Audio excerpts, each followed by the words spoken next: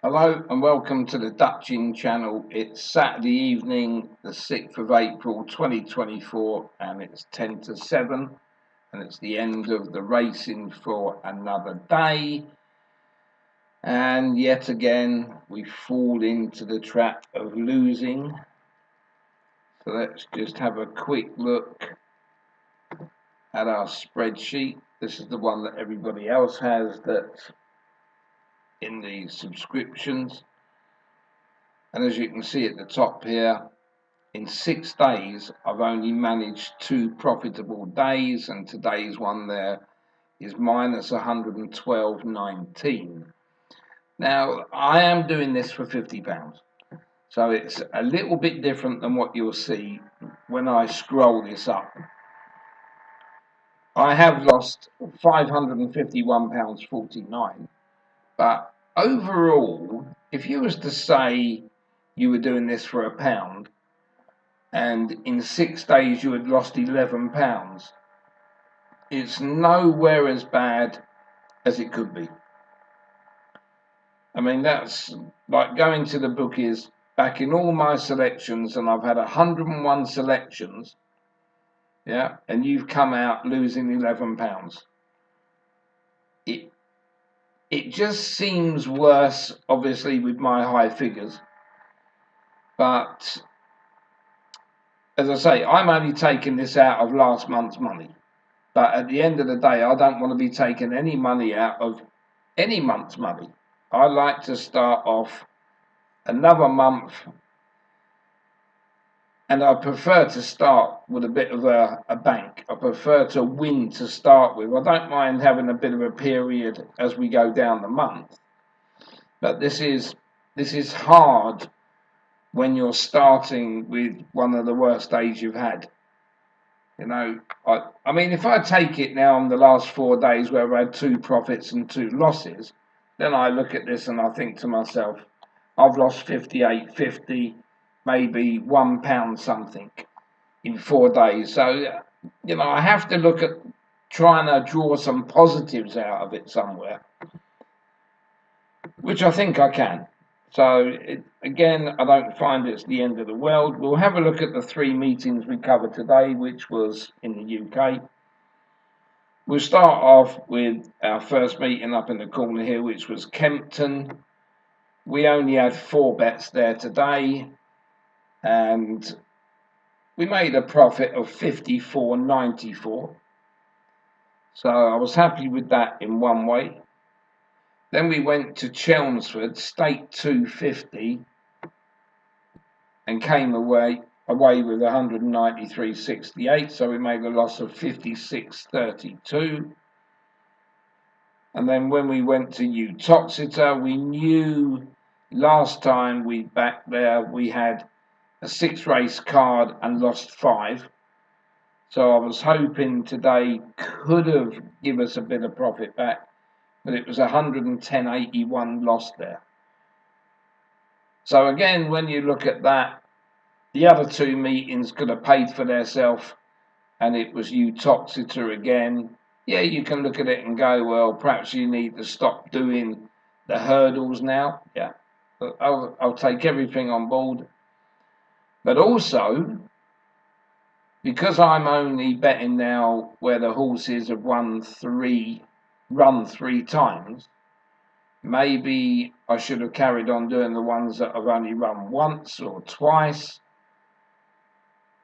You know, maybe there's been a few letdown races there that I should have continued doing.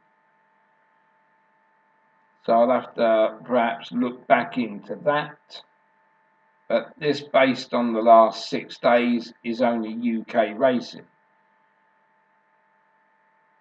I could obviously back in the races where there are horses that I've never seen a racecourse before. I know I can do that.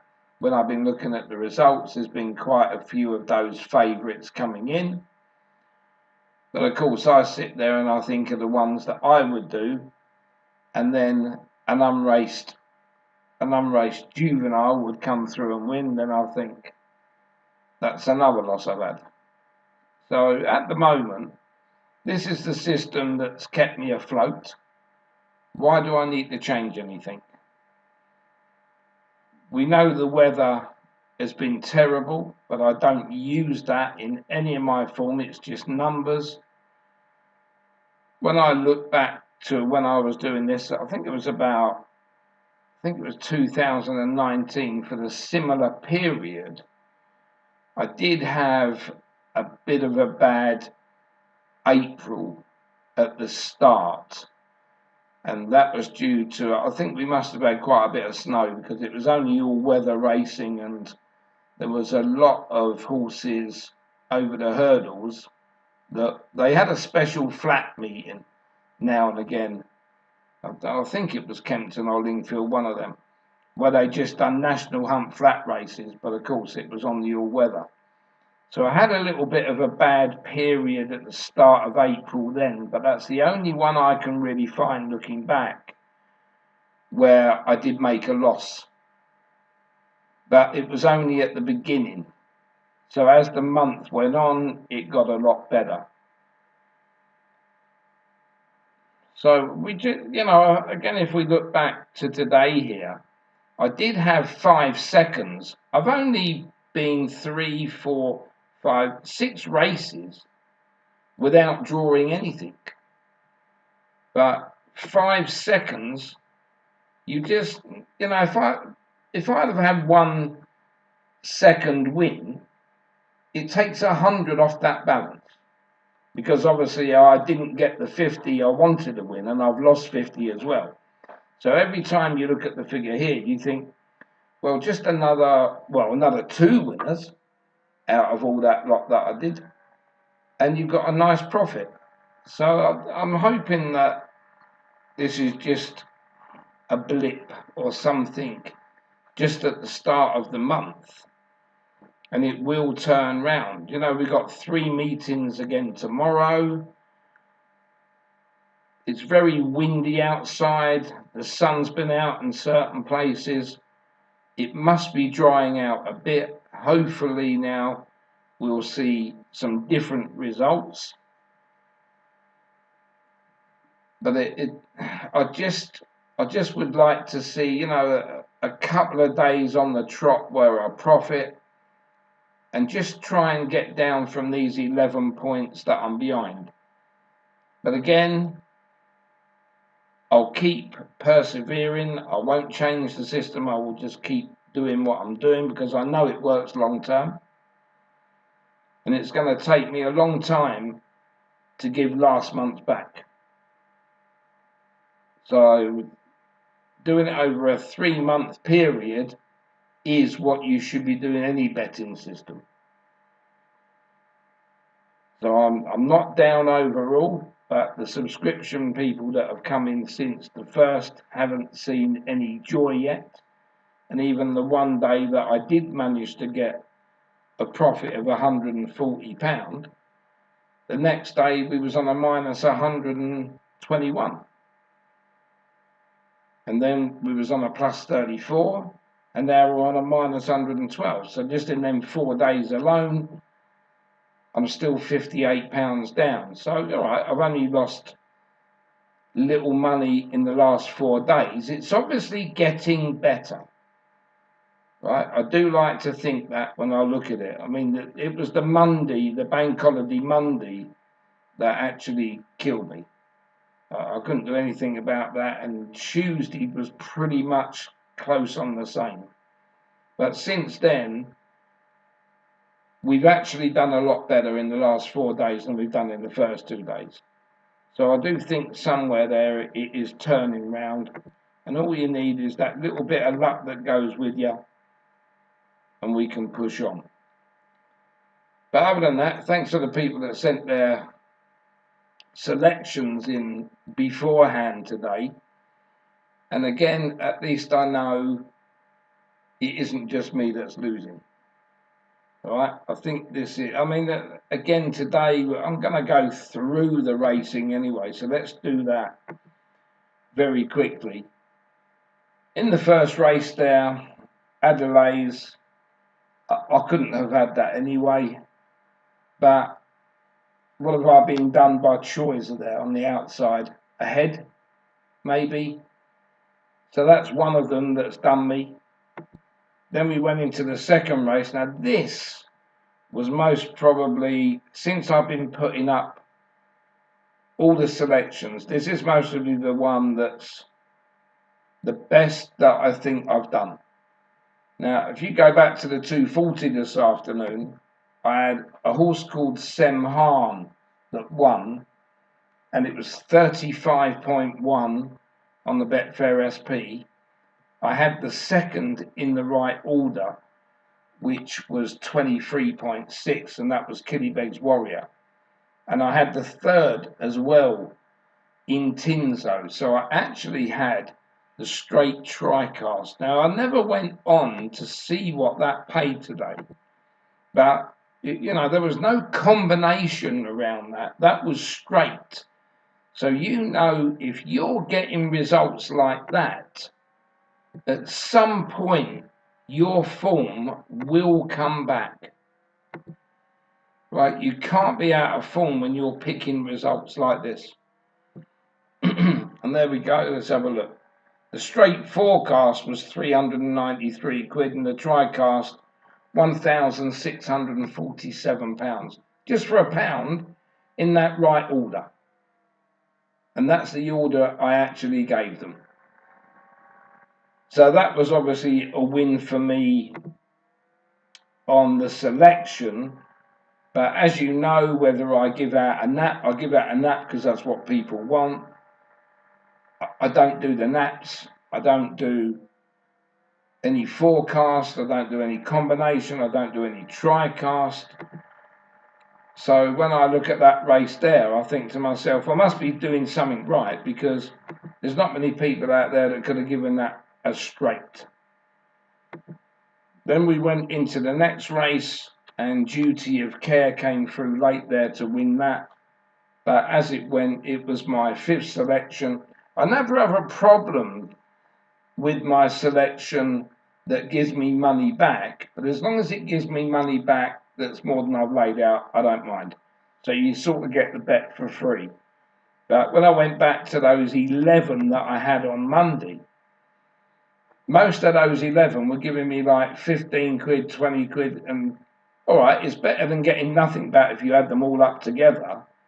But just that little bit of luck you need now and again. So to get that money back and not lose the race was perfect. And then in the next at Kempton, we only had 4 bets there, and Ferris in the 455 duly won for us, and we had the second, so we were never in any danger there really. And then we started at Chelmsford. Again, we had the first winner there. McTed won nicely. Didn't have it for full money, but again, it was around 80 quid, so I wasn't going to moan about that. That was fine. Then we moved into the second race, and this is where it all went downhill, really.